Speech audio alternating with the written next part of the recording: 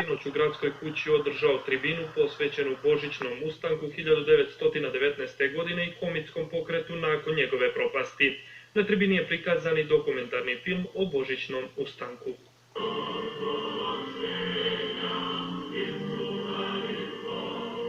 Crnogorski pokret svoje djelovanje zasniva na borbi za nacionalna prava Crnogoraca i društvo sposobno da bude ravnopravan član zajednice modernih demokratskih zemalja svijeta. Sinoćna tribina u Nikšiću bila je prva od planiranih koja za cilj ima odavanje počasti herojskoj borbi komita za pravo, čast i slobodu Crne Gore.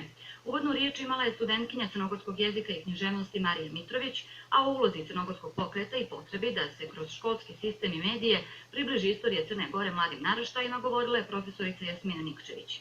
Ideja Crne Gore kao utočišta, pribježišta, ishodišta je ono što spaja prošle i sadašnje generacije, istakla je Nikčević. Mora biti utkana apsolutno u sve pore crnogorskog društva, u sve stubove crnogorskog društva, crnogorske kulturne, duhovne baštine, crnogorskog obrazovanja.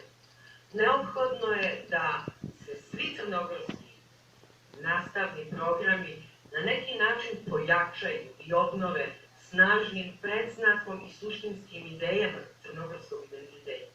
O odnosu velikih sila, posebno Francuske prema Crnoj Gori i događajima krajem 1918. godine i nadalje i Božićnom ustanku govorio je crnogorski književnik Borislav Cimeša. Ono što ostaje utkano u svjetsku istoriju je sloboda koju je naša država baštinila kao osnov postojanja, dodao je on. Naši predci Crnogorci i Crna Gora su ostali neuzvišeni primjer slobodoljublja jer jedan tako malobrojni narod ostavio je takvog istorijskog traga u istoriji svijeta da ih s pravom mnogi teoretičari, naučnici zovu postantičkom, odnosno postantičku Crnu Goru zovu doista postantičkom Crnom Gorom, kao zadnjim izrazom nekad veličanstvene Atine i Sparte.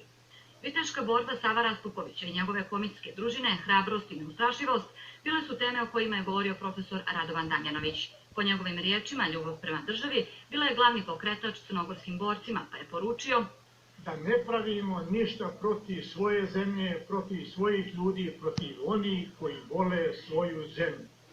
Voljeti svoju zemlju je isto kao što majka voli svoje dijete.